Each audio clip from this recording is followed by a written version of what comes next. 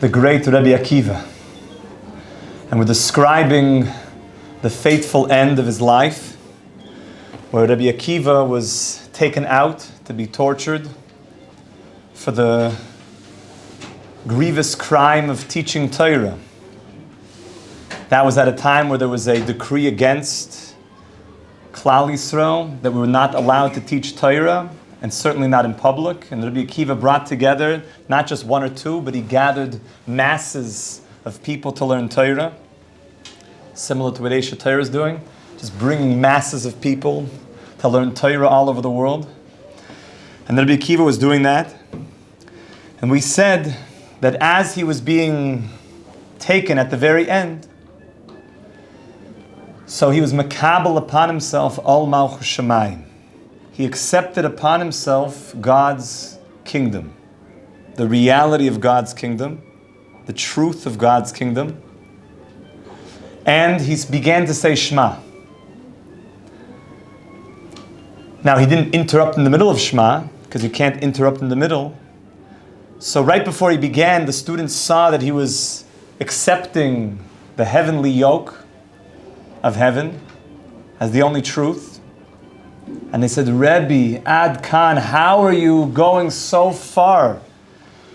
And he said, I waited my whole life for this moment, that my love for God and for His will should be even more than my life. And this is the moment, I'm not going to take advantage of it.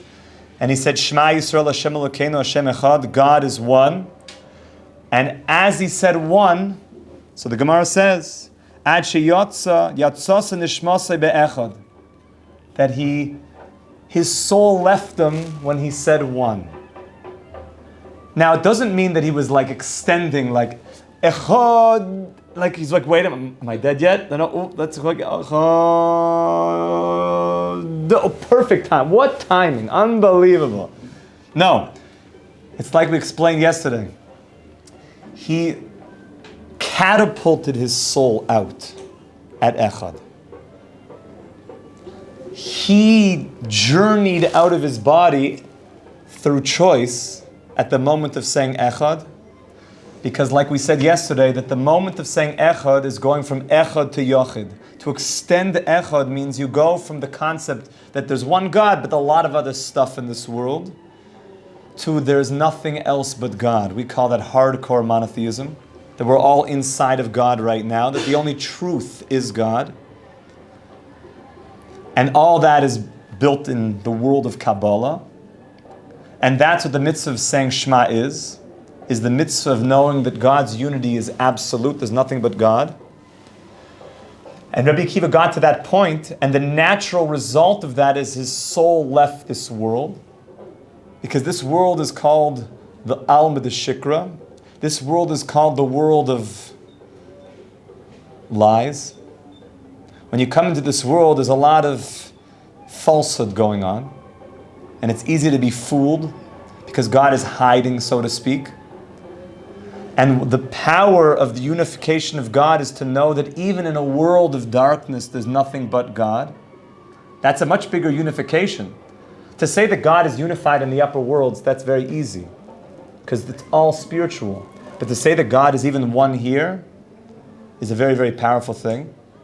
Is a total unification into all of reality. And that happens clearly when a person leaves this world. He sees that all there is God. But Rabbi Akiva was able to do that here and send his soul into the world of God oneness. And that's the ultimate love. The ultimate love of God is the love of unifying back into the oneness of creation. And we do that, by the way, every single day when you say Shema. When you say Shema, that's why it says you should don't say it like too much, because like it's kind of intense. The Baba Sali, it took him half an hour when he said Shema. And for half an hour he was just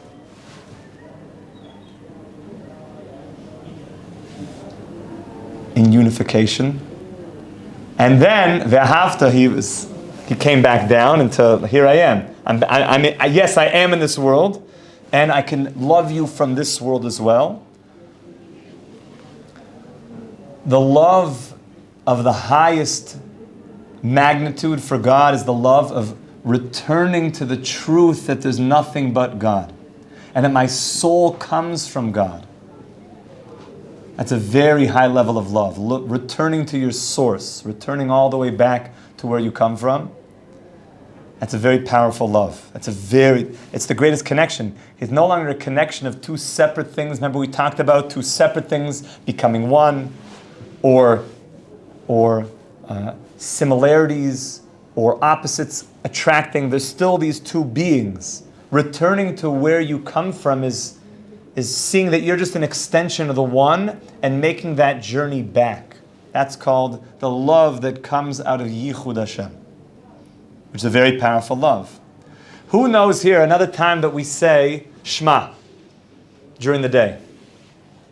We say Shema in the morning, V'shot b'chov kumecha,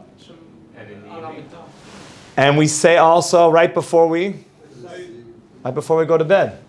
So why do we have a special Shema right before we go to bed? What's up with that? Yes, Shane.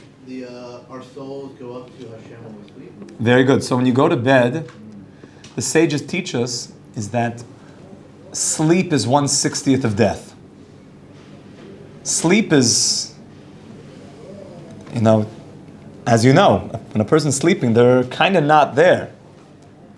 Well, let's go to death first. We should all have long lives until 120 years. Amen. Death is the experience of the soul completely dislodging from the body. And when the full dislodging happens, then the body is not animated anymore, and that's called death. Sleep is when the higher parts of your soul start dislodging and going up, which means the lower parts of your soul are here.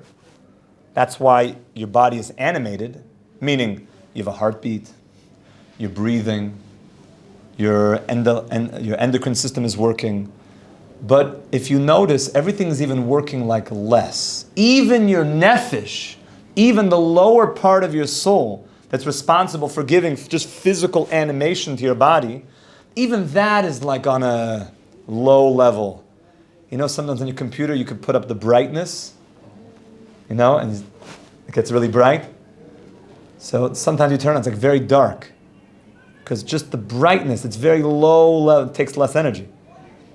And the low level part, during sleep, the body slows down. Which means a lot of stuff is going up, and very little is still attached to your body. When you awake, when you get up in the morning, those mega parts of your soul come back in, and you're back. That's one of the reasons why there's tumah, there's impurity on the body, because impurity comes when potential has left. Why does a dead body have the most impurity? Because all the potential that was there is now gone. Why does a person have tumah when they're sleeping? Because the potential, the soul that lets you do great things in this world has now gone up.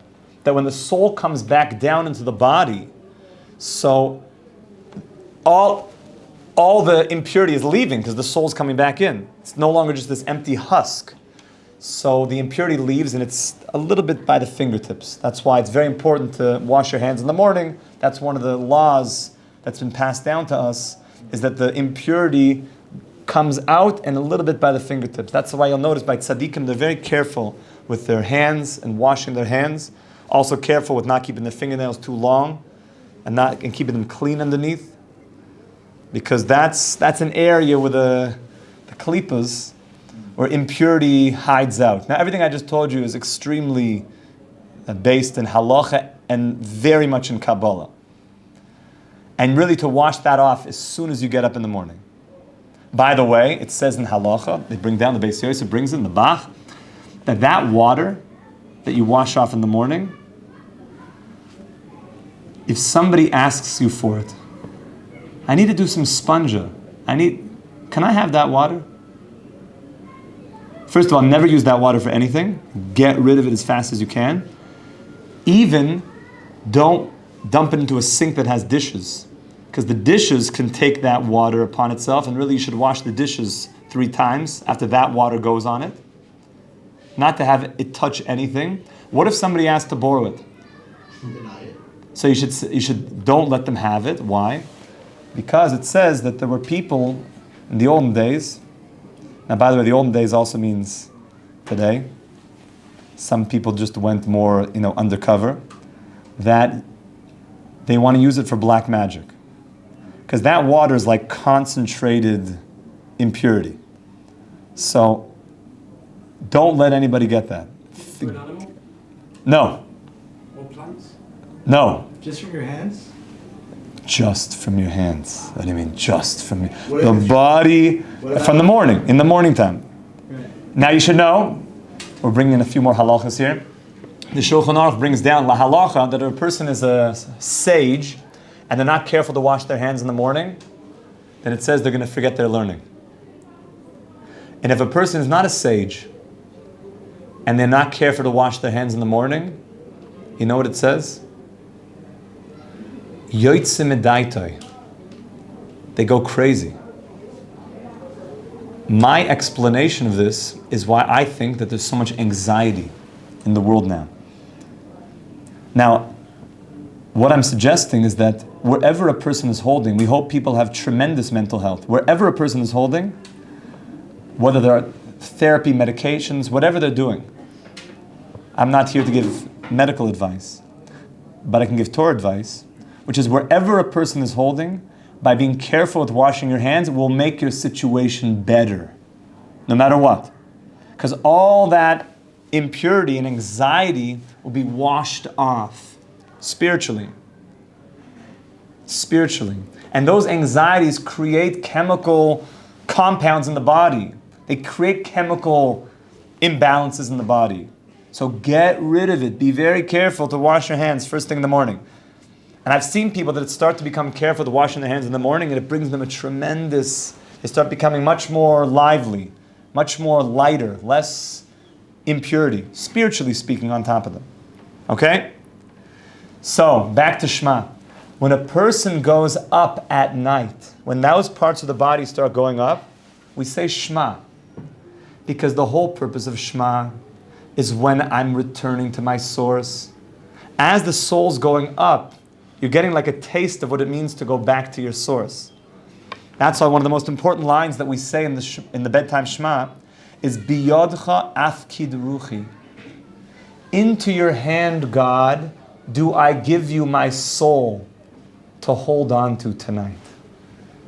Meaning my soul is going to be going up back to its source, and God, you're going to be holding on to it. I'm returning to you. And then you're going to give it back to me for another day, Bezrat Hashem, for me to do more mitzvahs down in this world.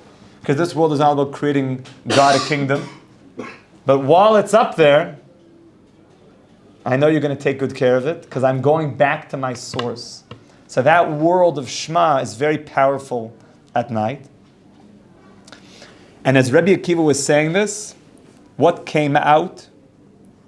Yotza bas kol ve'amra, a heavenly voice came out. A heavenly voice proclaimed the daughter of a voice. A bas kol, the daughter of a voice. Rabbi Akiva, Ashrecha Rabbi Akiva. Praiseworthy are you, Rabbi Akiva. Osher, Ashrecha, you're filled with great riches.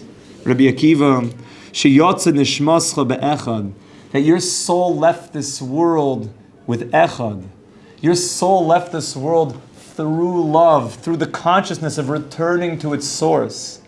That your soul knew that it's going back to where it comes from.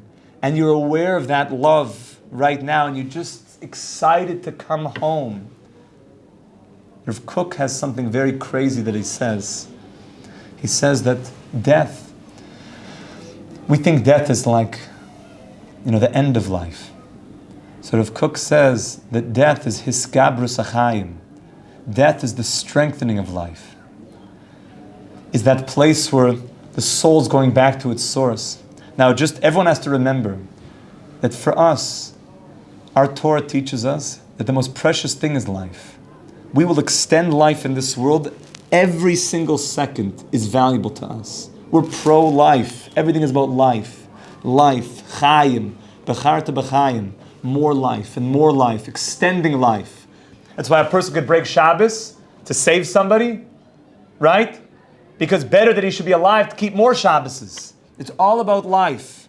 Life. It's all about life. We just know the secret is that after this world there's even more life. But you only get that more life after this world by realizing it down here, extending as much life in this world and being in love with Hashem. And that's what Reb Noach would always teach us, that find out what you're willing to die for and then live for it. Spend your life living for it, living for love of Hashem, living that life of love of Hashem. We should be Zeicha Mamish to tremendous love. We're going to go deeper into this next week, even more into the world of the unity of Hashem and loving Hashem, and some quite amazing concepts that are going to come out of it, of B'chol Levavcha, with all your hearts, with your soul, with all your money. We'll talk a lot about all these things. We'll talk about the crypto ecosystem as well, as is important to as well. Everyone should have a wonderful Shabbos. We should be Zoyt the Mashiach Tzidkenu B'mir V'Min. Amen. Kol Tuv. Shabbos, Rabbi Isaac. Shabbos.